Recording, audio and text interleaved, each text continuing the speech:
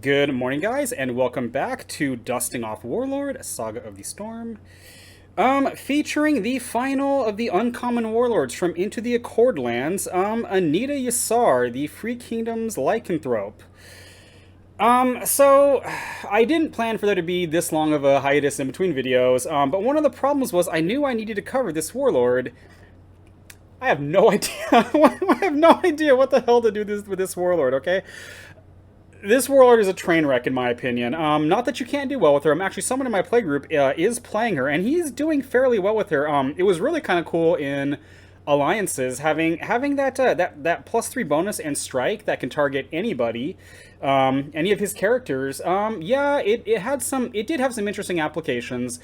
Outside of that, though, originally I was thinking what I was thinking with this character was this is a way to give someone the lycanthrope trait, and there's only like a couple ways in the game to do that. There's I think it's Annetta Yscar who can turn people into lycanthropes if they're rangers.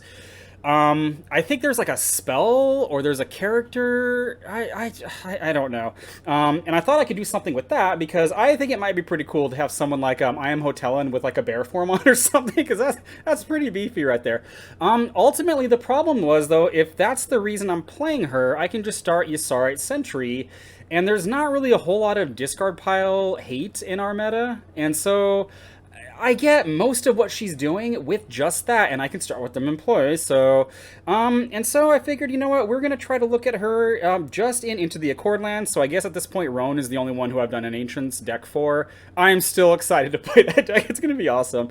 But oh, good heavens, man. Okay, so Annetta Yscar, she's a level 4 rogue cleric. She's got level 4 rogue cleric stats, +5 +2 for her attacks, 15 armor class, +8 skill, 3 hit points. They haven't even begun to imagine the power of Yscar. Well, I don't think you're doing an outstanding job of demonstrating that, but oh my gosh. Okay, so when I'm looking at Annetta Yscar and I'm thinking a lycanthrope that's a cleric rogue, I mean, my mind goes to Varsin Yscar, and unfortunately, Varsin Yscar, not only does he have his cool scribing rogue abilities, he's in a format that has, spider vestments, he's got like there's so much more you can play with them in this set. Like I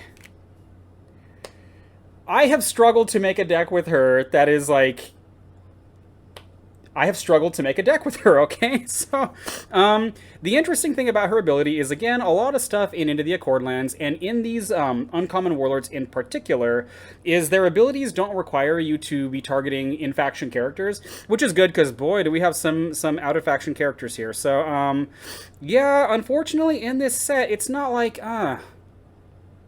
you don't have Embolden, you don't have Mass Blessing, you don't even have Lift Up Your Voices, which would not be all that amazing, but it would be something in this set. Like, okay, I'll get to, yeah, I'm trying not to be negative here, but yeah, yeah, okay, so we have Annetta Yscar. We are starting a copy of Crownland Strategist next to a Ysarite Berserker. The Crownland Strategist is just in here because it shoots. Now, I am doing quite a bit of shooting with this deck. And this is just another guy who shoots things. The Ysarite Berserker, this guy's kind of interesting. He's got a +5 attack for his melee strikes, and he's got 13 armor class. He has a total repost bonus of +9. It's not very good. He needs like an 11 to make that. But in theory, this guy being hit by Anita's ability is 2 +8s. Excuse me. And the fact that he has repost 2 means if they so say just random sequence of events here, okay? Say he's ready in rank 1 and you target him with Annetta and he swings with his +8 and they go, aha, I need to kill him before he's actually able to spend and make a second +8. If they miss him, and 13 AC is not great, but it's not 11 or 12. Actually, if you go back, if you remember, I think it's a Fire Ridge Cyclops or Fire Bridge. I think it's Fire Ridge Cyclops. The one of the original 2 hit point mercenary starters. He also had a +5 attack. He only had 8 armor class, and I don't think they could maneuver. Now he did have 2 hit points, but whatever. But if they miss the Berserker, he can attempt to repost, meaning you might get 3 +8s out of this guy. I don't really think that's super likely to happen, but when it does, I mean, that's pretty good for a level 2 character right there. And then in the front, we've got 3 copies of Percy Dorn, because again, they shoot. Now, I was actually tempted to replace these with Fat Kid Brigands. The reason I didn't do that is because Percy Dorn's got a +1. If you target these with Annetta, because it's perfectly serviceable to use Annetta on one of these guys if you need to in a pinch, the total bonus they're getting to their attack is +4. There is a big difference between a +4 and a +1.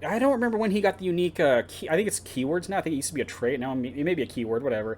Because it used to be reindeer weren't unique, but you could only have one of them in play. So it was unique, but not unique. It was very, very silly, but whatever. So that's the character base there. Again, we've got a couple shooty guys, but mostly just characters that are trying to make melee strikes and potentially, maybe buy some time. Because again, I'm also banking on Annetta hopefully finishing the game out. So because rogues like attacking things that are spent or stunned. We've got Chorus Patience, a couple copies of this.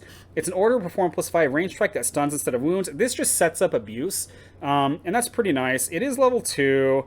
I don't think there's any characters in here. I think at one point I was toying around with Tyron Ruskin or a Heresy Huntress to play this. Oh, you know what? No, I'm going to skip ahead a little bit. I was toying around with, where is this guy? I think it's Mysiran. Yeah, Mysiran Scout. I was toying around with starting Mysiran Scout. I'm, again, skipping ahead here.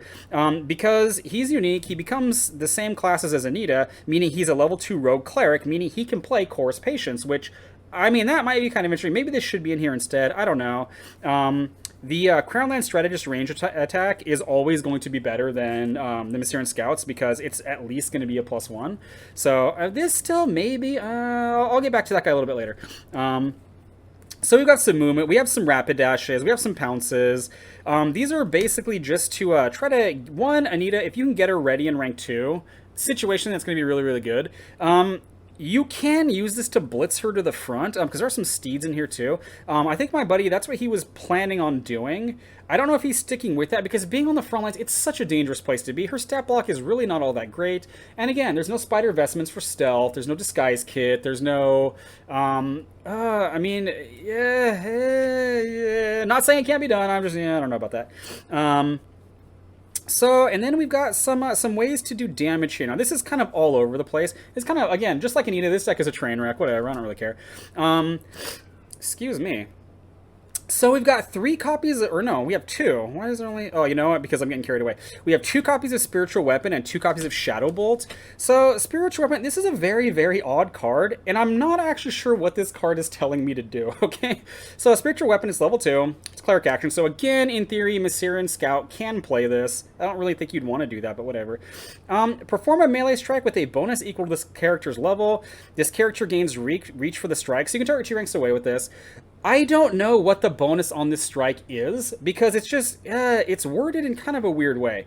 It says, perform a melee strike with a bonus equal to this character's level. In Anita's case, I don't know if that's telling her to do a +4, or if it's telling her to do a +9, because it says perform a melee strike with a bonus, but it's not, that doesn't seem to be setting the melee strike at that bonus. And if you want a good example, what is it, the freaking shark punching card, I can't remember the name of it, because I don't think I played in anything. Whatever that one is telling you to do a +3 melee strike. This could very easily, if they wanted it to be, in Anita's case, a +4, this could have said to perform a +0 range strike and add your level to it. That's not what it's saying. It says perform a melee strike with a bonus. So I don't know. That does change quite a bit on how good this is, because there's a big difference between a +4 and a +9. Like, that's not a small change. So, and then 2 copies of Shadow Bolts. This, I generally don't play this with rogues, because I don't think it's all that great with rogues. However, if you're a rogue, you do a +4 that does an additional wound against spent characters. Hopefully you can set them up with the Chorus Patience, or just plenty of things get spent throughout the course of the game. Yeah, I'll get to those again a little bit later. 2 copies of Flurry of Knives. So this card is pretty cool. It is pretty cool. The flavor text on this does reference her. So it's a spend order, perform 3+2 range strikes. This came out in 4th edition, if memory serves, and I don't play this in too many things. But I don't really want her going to the front, and potentially this is 4-shot, or a 3-shot she's doing. So... to help with those range strikes, again, I mentioned that this deck does have some shooty elements to it. We have 2 copies of Cryptwine and 2 copies of Assassin Strike. Now, Cryptwine is interesting because, again, the Crownland Strategist can play this. The level 2s can. The Mysiran Scout can play this. And the Veteran, was it Veteran Bowman? I haven't played this yet. I don't think I played these in any deck. Yeah, Veteran Bowman. The odds are not good at all because he needs to roll a 13 to actually... Yeah, he needs to roll a 13 to make his marksmanship check, and then he's only got a +3 to the roll. But with Cryptwine, this can kill you. It probably isn't going to. But potentially this can kill a 3-hit point character in a single shot. It's not super likely. It's probably better for Annetta to be doing something instead, but because she can also play Assassin Strike, which this is interesting. So this is basically... backstab and sniper shot, but it's actually kind of better than those, I think. Most, not all the time, but a good chunk of the time. Before this character makes a strike roll against a spent character, again, this can be a melee strike or a range strike, so that's pretty awesome. This character gains advantage for the strike, roll 2 dice and use the better result. The strike inflicts an additional wound. One of the really interesting things about this is, unlike sniper shot or to a lesser extent assassin's arrow, this does not have to be against a character within 2 ranks, meaning if you're able to shoot them way off in the boonies, I cannot wait to put these into, not that I really play them anymore, but Averis Glynn, because, yeah, that's going to be awesome. Especially since you can't start, what's his name? Is it Noes? I think it's Noes. You can't start the guy that really makes him sing, which is, it's probably a good thing. The game is stupid when it's over on your second action, but whatever. So yeah, so we've got those, and then just rounding out, we've got 2 copies of Quick Strength. This is not all that great. It's only a +4 bonus, but that is a pretty high bonus. But again, if you're really banking on something, like if you hit a Blitzer with this and he's hit by Annetta, there's not a whole lot that he misses by virtue of its armor class. So that's pretty awesome. So again, this package of items is all over the place. Oh, good heavens, man. Just like Annetta herself. And some toys. So we've got 3 steeds. We've got a Scout Pony, a Cloud Racer, and a Riding Horse. So you're kind of limited in steeds because, you know, the Blitzer can't equip them, the Sanguicorns can't equip them, so basically they need to be rogue or classless if you want the Dwarf Eater to be able to equip it too, because again, Annetta doesn't really need to move more than once, but you do want the Dwarf Eaters up there as fast as you can. This is what I've come up with. Then we've got a copy of Xalum Kotal. I'm not even sure I'm saying that correctly. Excalum Kotal? Coatl, whatever. Gives you some skill. Yeah, you spend it. You and target opponent both reveal the top card of your decks. If your card is higher level, your next die roll this turn gains advantage. So this affects anything. If you have to make a save VC, this helps you. If you're making a melee strike or range strike, if for some weird reason you were doing something, what is it, the Quick and the Dead, I think is what it is, that makes you make an initiative roll, like in the middle of the turn. This would help you if you were playing that, although I don't really think you'd ever play that in here. And then rounding it out, oh god, I don't think this card is good either, but what am I gonna, it's a need to start. What am I actually gonna give this character? We've got 2 copies of Heavy Crossbow, okay? This is a very, very, very old card. I think this came out in like Good and Evil or Assassin's Creed. It came out a long time ago. It's level 5, it's a fighter rogue bow. You can spend it for a +4, or perform a +2 range strike targeting a character 3 ranks away. That's pretty far. And again, Assassin Strike, this does not, it's not like Sniper Shot where they have to be fairly close to you. This, they can be that far back. So yeah, so that's the deck there. Again, it's opportunistically using Anita's ability to try to snipe things, potentially deliver some big damage with the Blitzer or the Dwarf Eater with her ability, and then just randomly shoot things and hope for the best. I don't know what to say. I don't know what to say. I just, yeah. The biggest problem that she, there actually, where do I even begin on what her biggest problem is? It's, so, again, there are no mass, at least as far as I'm aware, there are no mass buffs in this set. I would settle for something like Bascarin's Children, something, even just a +3 to all your guys, something for her. But again, I don't think they'd do that because Adathan's in the set. It really feels like, I don't know. I don't know. I'm not a competitive player by any stretch of the imagination, but it does kind of feel, because I have seen Adathan played in alliances next to General Lon, and she does some bullshit, okay? She does, or he, whatever. Adathan does some bullshit, okay? Oh man. So it almost feels like that's kind of crowding the design space, and they can't put stuff like Mass Blessing or anything like it in this because Adathan's there. I don't know. Furthermore, the fact that she's only level 4, so I wanted to run Hod's Legacy, because I do really like, Hod's Legacy I think is a fantastic card. The problem is, 1, this is level 7, meaning, again, you saw all the shooting that's in this deck. She's going to go to rank 2, and she's going to shoot things, because I cannot envision a game where all she does is use her ability and, like, heal things. Like, I don't think it's enough. So, because if you're going to do that, again, you should just be playing, I think you should just be playing Adathan. But Hod's Legacy, if she moves forward, she cannot equip this because it's level 7. The other problem is, I mean, this has to be a lower level non-stun character of the same faction. So, no Sanguicorn because its level is incorrect, and no, you can't use this on the Dwarf Eater because it's the wrong faction. It's also too high level. You can't use this on the Veteran Bowmans. Like, this just, I like this card, just there's no way. There's no way. I also thought about kind of changing the character base up. I have all those things that work for rogues and the steeds. Now, one of the things that my buddy does is he plays Huggins and he plays Field Marshal Malexin. I'm trying to remember what else is in his deck. It's been a second. The problem is, again, it's all over the place. The problem is those guys are all fighters, and so if I'm including fighter steeds, she can't equip them. And if I don't draw the fighters, they're dead cards, and she doesn't have any way of just tossing things. So it's just, it's a train wreck. But I mean, you could do that. You could play Shannon the Daring. I did think about, again, including Tyron Ruskin, just because Tyron Ruskin, I think, is potentially interesting with Annetta, because if you have a ready Tyron there, it kind of buys you time to not just use Anita's ability, but spend that character to attack. Say it was a Sturgis. Like, yeah, say it was a Sturgis. Sturgis is really easy to hit, so easy to kill, but if you can only do one wound at a time with one strike, you know, Tyron Ruskin is there to basically give you the middle finger. So I thought that was potentially interesting. I also thought about doing Trojids to give you some potentially extra movement. I was thinking about playing Sacrifice with these because it's healing. I'm a big fan of Sacrifice, and it does just what I said what that Tyron Ruskin does. It draws wounds away from your character. It's also potential movement. It also punches things too, which, and then I also, again, thought about Isadrin Kennelmaster. He's kind of like a contemporary to Huggins. Huggins has better everything. He's got more hit points. He's got more skill. He's got more... I mean, I guess he's got the same number of strikes, but the Kennelmaster starts in rank 2, meaning all you have to do is move it once, and then all of a sudden it's ready to go. But again, all this fighter stuff, maybe I should try it. I haven't even tried this yet. I don't know. But yeah, including Huggins, including Shannon the Daring, including Field Marshal Malexin, maybe, I don't know. I'm not even saying that wouldn't work. I don't even think this is really going to work, but this is the best I can come up with. So yeah, you could do things like Sacrifice. You could add some of the other buff things like Quick Shielding and Gift from Above. I don't like these. Again, the bonus is only +4. That's not a big difference, but it is a difference. But because most of these characters, I don't think Quick Shielding is going to help keep most of them alive, especially some of the ones who are probably going to be making the earliest use out of Nita's ability. You know, going from AC 13 to 17 on Ysariot Berserker, it's good, but things are still going to hit you. Gift from Above, I feel like it's too slow. I don't know. It almost feels like if you wanted to play these, I'd have to drop a lot of stuff and switch to the Huggins and the Kennelmaster simply because they all have lots of strikes. I don't know. Consider Final Blessing, Solar Ray, just as ways to do more damage. Solar Ray in particular gets kind of interesting if you have the Coatl because it makes the save DC, I believe that's 19. Yeah, DC 19 or suffer a wound. I mean, that's pretty good. A lot of stuff's going to fail that. Even a lot of the, like, Annetta has a better than 50-50 shot of failing that. So if she had to make it against an opposing one, but I don't know.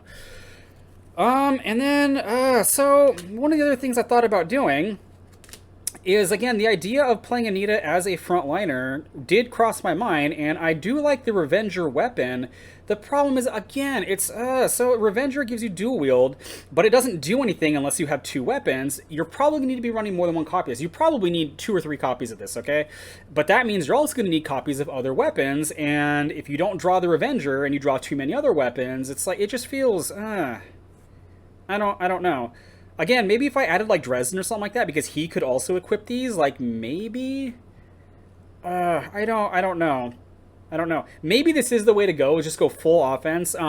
When my friend was first talking about making Annetta, one of the things I brought up was Divine Barrier with Assassin Strike, because that is pretty cute if you can pull that off.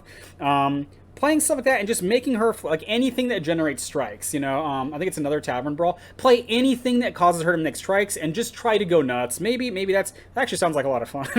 So maybe that's what I should be doing. I don't know. And then rounding it out. Now this is stupid, but I have this kind of low key obsession with this card, Trinket of Malice. So Trinket of Malice, it gives you +1 armor class. That's never going to, I think, apply in this scenario. When Trinket of Malice enters your discard pile, choose a character in an opposing first rank who suffers -2 armor class and skill this turn. Then you banish the trinket. So if you were going to play this, you're not really going to be equipping this, because I think this was made to be used with, is it Slock the Cruel? Whatever that goblin is. This is his card.